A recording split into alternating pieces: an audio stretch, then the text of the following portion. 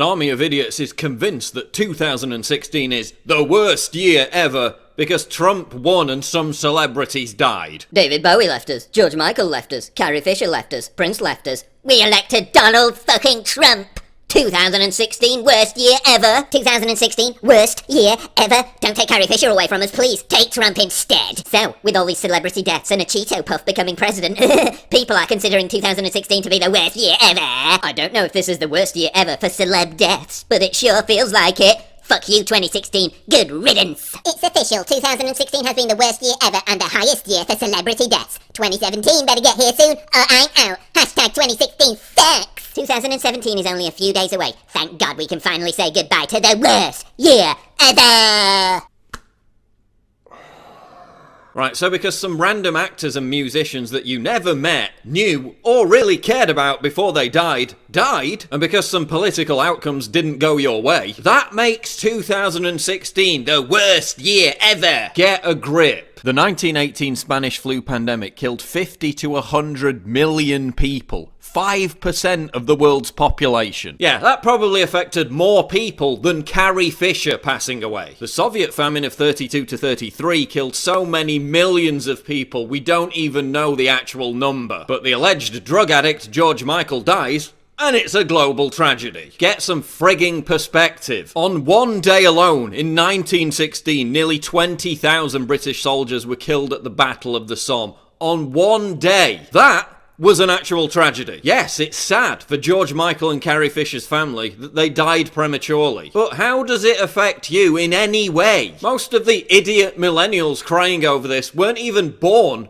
when George Michael and Carrie Fisher were in their heyday. You've been manipulated by celebrity-obsessed culture to take it personally. The other reason is that we've allowed society and culture to become completely atomized. Celebrities of the 20th century were universally known and loved because being a celebrity was something that had to be earned. You might not believe this, but celebrities used to actually have talent to become famous. Now, fame is determined by who can be the most vulgar, who can sell out quickly enough to become the poster child for the next generation of nihilistic, mindless, cultural parasites. The result is that there are more celebrities than ever before, with less some talent than ever before. So you're not really mourning the deaths of Prince and George Michael. You're mourning the death of your culture. The death of authenticity. Will anyone mourn the deaths of these idiots in 50 years' time? But who's largely to blame for this 2016 is the worst year ever narrative? You guessed it, the cancerous polyp on the butt of humanity known as BuzzFeed. 24 tweets that perfectly sum up how shitty 2016 has been so far. It wasn't just you. Chipotle also had a terrible year. 2016 was quite a year. These are the gifts that got us through it. Guys, it's official. 2016 is actually the worst year.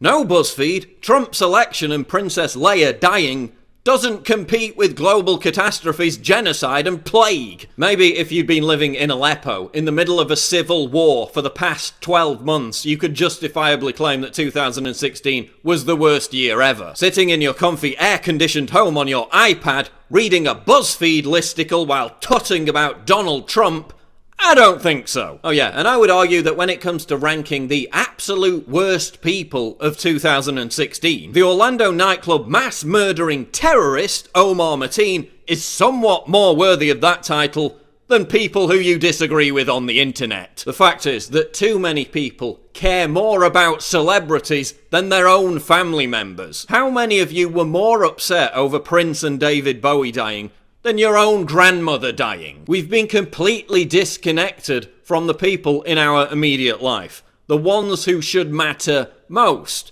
We've been atomized. No, dickhead. It's the worst year ever because Trump won. Right, so 100 plus families in Nice and Berlin had their loved ones crushed to death by crazed jihadists driving trucks, and you're still whining about Trump. Your team didn't win an election. Get over it! You're still whining about your parents getting you the wrong coloured iPhone for Christmas. Show some gratitude. Your living standard is the highest in human history. You've never had it better. And what about all the good stuff that happened in 2016? We made massive strides in curing Alzheimer's and cancer. Global crime figures continue to come down. Child mortality rates continue to come down. Tiger numbers are recovering. Panda numbers are recovering. Compared to our ancestors, life in 2016 was pretty damn good. So stop trying to out-virtue signal each other on social media about how depressed you are over 2016. Stop whining about Donald Trump and dead celebrities. Start living your life with authenticity, reconnecting with the people around you, and making them the center of your universe.